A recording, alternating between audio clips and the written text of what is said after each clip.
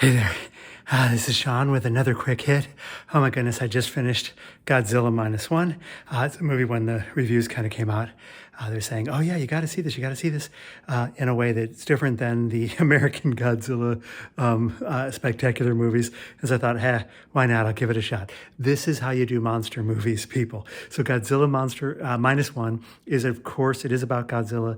It's a story that takes place shortly after, at the end of and after World War II. And what makes this work as a monster movie, what makes it work as a movie is that it's a very human movie. It's not a movie about a monster. It's not a movie. Godzilla is not the central character of this. Godzilla is not the protagonist. Godzilla is not the special effects are not the main character. Now, we've done monster movies. Some of them are good. A lot of them are really bad. And the really bad ones are bad because they are about the spectacle. They're about the monster. They're just about giant things hitting giant things, right? Monsters, robots, you put in your mix there. But rather, this is a very human story. This is a story about people where the monster happens to be like the tornado or the volcano or the force of nature that they have to go up against. But it's not about the fight. It's about the humanity that goes into the fight. So this is a story about this is not much of a spoiler. You find this out in the first 20 seconds of the movie. It is about a kamikaze pilot who pretends that his plane is not working in order to get out of having to die in battle. It's about a coward who's trying to run from his cowardice for the rest of the movie. This is Joseph Conrad's Lord Jim. Which is also a movie about a man who makes a mistake and is running from the mistake and trying to get over that.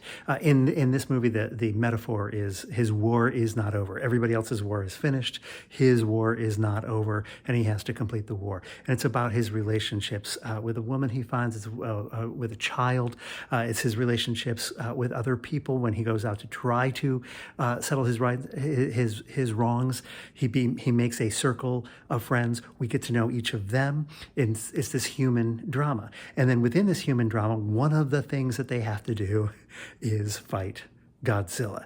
And as a result of this, when we get to the climax, instead of the climatic moment, the deciding moment being a moment of massive cheering and rah, and oh my goodness, that was cool, and I can't believe that they did that, and how did they pull that off, kind of thing, it's actually a very quiet moment. It's a very moving moment. It's an emotion that is not just the emotion of excitement and cheering and release, but it's an emotion of deep, of hurts being mended.